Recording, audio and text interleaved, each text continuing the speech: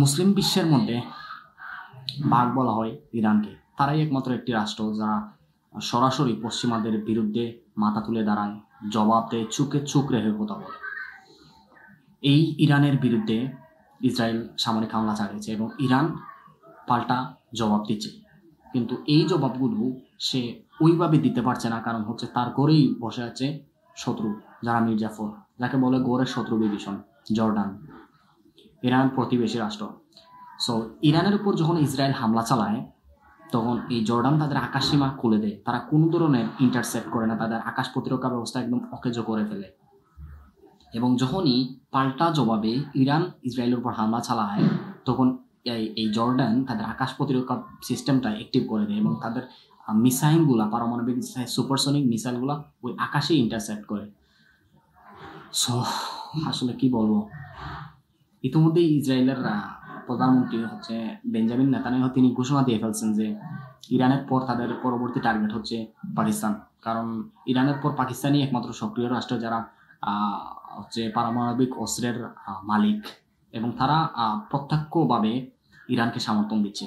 So তারা একে একে এই মুসলিম শক্তিধর রাষ্ট্রগুলোকে টার্গেট করতে যাচ্ছে। তো মুসলিম রাষ্ট্রগুলো আসলে রাষ্ট্রনেতাগুলো কখন তারা বুঝবে আই ডোন্ট নো, তবে আমি মনে করি যে মুসলিম রাষ্ট্রদের এখনই একটা স্টেপ নেওয়া উচিত।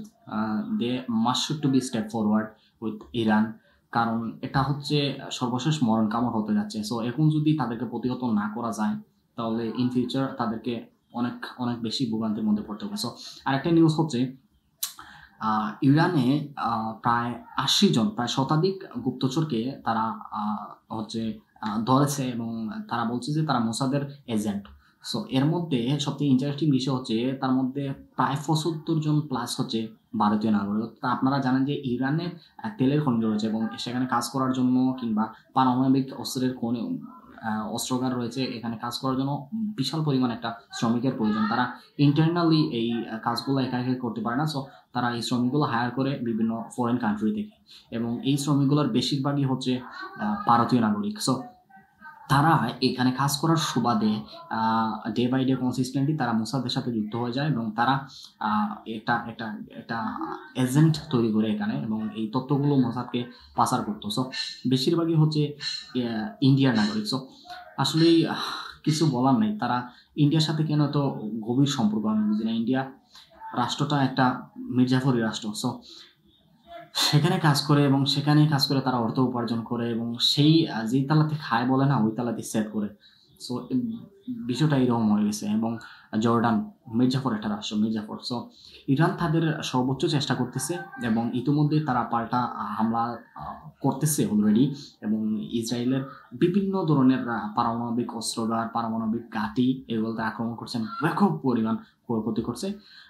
তারা আসলে ওইভাবে ইসরায়েলের মতো ক্ষয়ক্ষতি করতে পারতেছে না, কারণ তাদের মোটিভটা আলাদা। ইসরায়েল ঢালাওভাবে আক্রমণ করছে, অনেক সিভিলিয়ান মারা গেছে ইরানের, কিন্তু ইরান সেটা করতেছে না। ইরান করতেছে যেটা, তারা সামরিক ঘাঁটিগুলোকে টার্গেট করতেছে, সিভিলিয়ানদেরকে অ্যাভয়েড করার চেষ্টা করতেছে। এক্ষেত্রে তাদের ট্যাকটিক্সগুলো চেঞ্জ করতে হচ্ছে, এক্ষেত্রে তারা বিশাল একটা বিড়ম্বনার মধ্যে পড়তে হচ্ছে, তাদের অনেক ভেবে চিন্তে আক্রমণগুলো চালাতে হচ্ছে। আর তাদের ঘরের শত্রু বিভীষণ মিসাইলগুলো যখন উড়ে যাচ্ছে জর্ডানের আকাশ দিয়ে, তখন জর্ডানের আকাশ প্রতিরক্ষা সিস্টেমগুলো অ্যাক্টিভ হয়ে যাচ্ছে এবং তারা ওইখানেই আকাশের মধ্যে এই মিসাইলগুলো ইন্টারসেপ্ট করতেছে। তারা যদি 10,000 মিসাইল ছাড়ে, এর মধ্যে 5,000 মিসাইলই ধরেন জর্ডানের আকাশেই ধ্বংস করে ফেলা হয়। তারপর আমেরিকার অত্যাধুনিক আয়রন ডোম, এটা সেটা আকাশ প্রতিরক্ষা সিস্টেম তো আছে। সো আমি জানি না কি হবে কিংবা কতদূর পারবে ইরান। সো ইরানকে আমার উচিত প্রত্যেকটা মুসলিম রাষ্ট্রই, যাদের হিজরা রাষ্ট্র ছাড়া যাদের ক্ষমতা আছে, তারা এগিয়ে আসা উচিত। এখনই সময় এদের মুখ্য জবাব দেওয়ার, কারণ বেমালুমভাবে নেতানিয়াহু বলে যাচ্ছেন যে ইরানের পর তাদের পরবর্তী টার্গেট হতে যাচ্ছে পাকিস্তান। সো অবভিয়াসলি পাকিস্তানের পর হয়তো পরবর্তী মুসলিম কোনো শক্তিধর রাষ্ট্র।